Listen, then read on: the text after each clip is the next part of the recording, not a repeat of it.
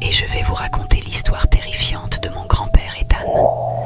En 1962, Ethan vivait avec ses parents et son frère Paul dans une petite ville du Michigan. Leur famille, profondément protestante, menait une vie tranquille. Mais tout a changé cet été-là, un soir, alors que le soleil se couchait. Une étrange sensation s'empara d'Ethan.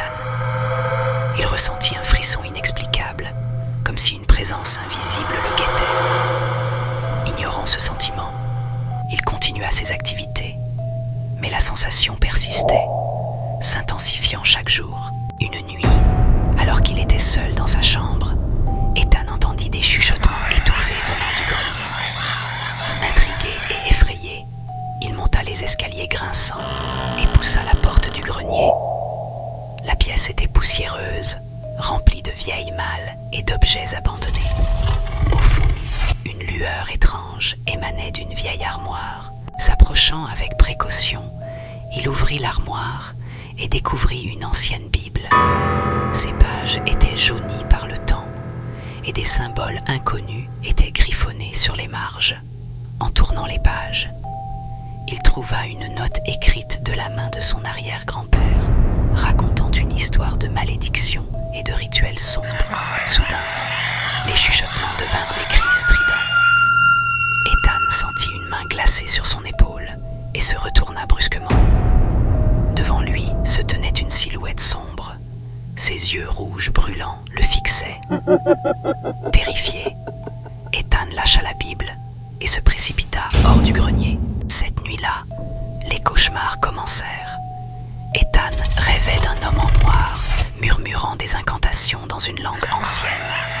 Chaque matin, il se réveillait en sueur, le cœur battant la chamade. Sa famille remarqua son changement, mais personne ne pouvait comprendre ce qui lui arrivait. Les jours passaient, et les phénomènes étranges se multipliaient. Des objets se déplaçaient seuls, des voix invisibles murmuraient dans les couloirs, et des ombres apparaissaient dans les coins de la maison. Paul, le frère d'Ethan, commença aussi à ressentir une présence oppressante, et la peur s'installa dans la famille. Un dimanche, alors qu'il se rendait au temple protestant, Ethan sentit une force invisible le tirer en arrière. Il se retourna et vit l'homme en noir debout sur le seuil de leur maison, un sourire malveillant sur les lèvres. Ethan savait qu'il devait agir pour protéger sa famille. Il décida de retourner au grenier pour affronter la source du mal. Cette fois, Paul l'accompagna.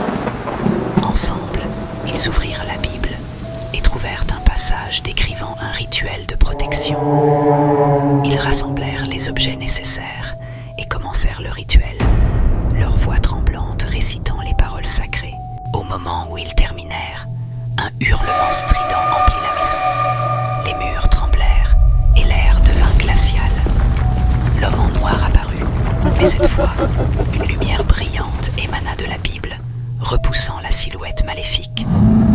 Avec un dernier cri de rage, l'homme disparut, laissant derrière lui une paix étrange. Les jours suivants, la maison retrouva sa tranquillité. Les cauchemars cessèrent et les phénomènes étranges disparurent. Ethan et Paul gardèrent le secret de cette nuit, mais la Bible resta dans le grenier protégée par les prières de leur famille. Mon grand-père Ethan n'a jamais oublié cette expérience, et il m'a raconté cette histoire pour que je sache que le mal peut se cacher même dans les endroits les plus saints.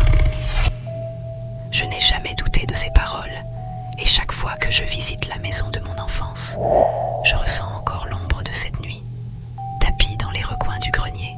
Voilà l'histoire de mon grand-père Ethan, une histoire de courage face à l'horreur, une terreur que je ne souhaite à personne de vivre.